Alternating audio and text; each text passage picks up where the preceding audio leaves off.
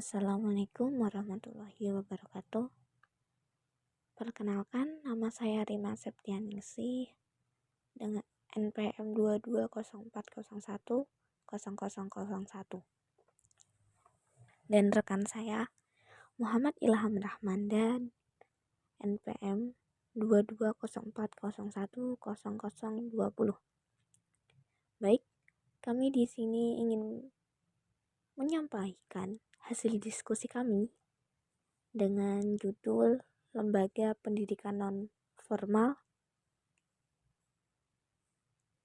Nah, pada slide pertama, kami akan sedikit menjelaskan tentang apa itu pendidikan non-formal.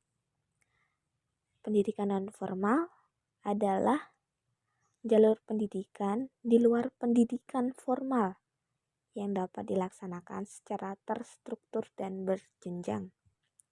Satuan pendidikan formal terdiri atas kursus, lembaga pelatihan, kelompok belajar, terus ada pusat kegiatan belajar masyarakat, terus ada juga majelis taklim serta lembaga yang lainnya.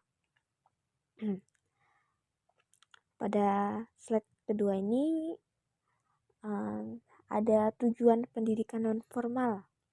Nah, tujuan pendidikan non-formal ini diselenggarakan bagi masyarakat yang memerlukan layanan pendidikan yang berfungsi sebagai pengganti, terus penambah, bisa juga dia sebagai pelengkap pendidikan formal. Tujuannya adalah untuk mengembangkan potensi peserta didik dengan penekanan pada penguasaan pengetahuan dan keterampilan fungsional serta pengembangan sikap dan kepribadian profesional. Dan pada slide selanjutnya, ini ada peran masjid sebagai lembaga pendidikan Islam. Secara harfiah, masjid adalah tempat untuk bersujud. Namun, dalam arti terminologinya, masjid diartikan sebagai tempat khusus untuk melakukan aktivitas ibadah dalam arti yang luas. Ya, contohnya seperti ibadah itu kan banyak ya. Ada sholat, ada belajar mengaji, dan sebagainya. Di zaman ini, fungsi masjid mulai menyempit. Tidak seperti pada zaman Nabi SAW.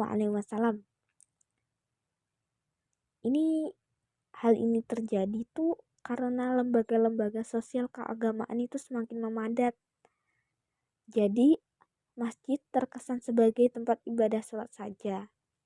Pada mulanya, masjid merupakan sentral kebudayaan masyarakat Islam, pusat organisasi kemasyarakatan, pusat pendidikan, dan pusat pemukiman, serta sebagai tempat ibadah dan iktikaf.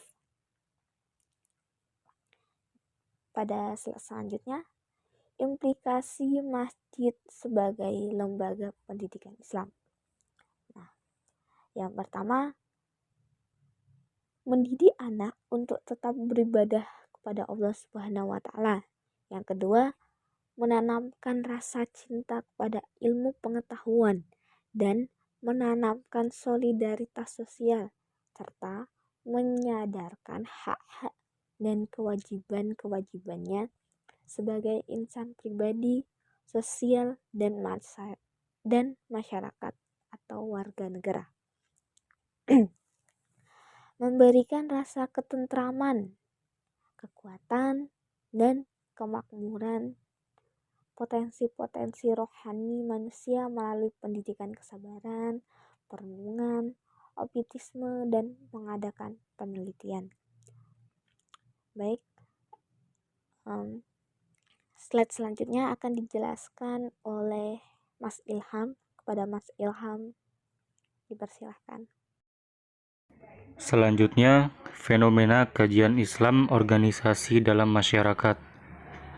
Ormas Islam dapat diartikan sebagai organisasi berbasis massa yang disatukan oleh tujuan untuk memperjuangkan tegaknya agama Islam sesuai Al-Quran dan Sunnah, serta memajukan umat Islam dalam berbagai bidang, baik dalam bidang agama, pendidikan, sosial, maupun budaya. Berikut adalah contoh fenomena kajian Islam organisasi dalam masyarakat. Yang pertama, contoh dari Ormas Muhammadiyah. Fenomena Muhammadiyah Front Pembela Islam atau FPI yang memiliki 3 ciri sebagai berikut. Yang pertama, mereka lebih bangga terhadap gaya kepemimpinan Imam Besar FPI, yaitu Habib Rizik Syihab, daripada Imam Muhammadiyah Profesor Haidar Nasir. Yang kedua, kelompok ini cenderung mengkritik model dakwah Muhammadiyah yang dalam praktik ajaran dakwah amar ma'ruf nahi mungkar dianggap kurang tegas alias lembek.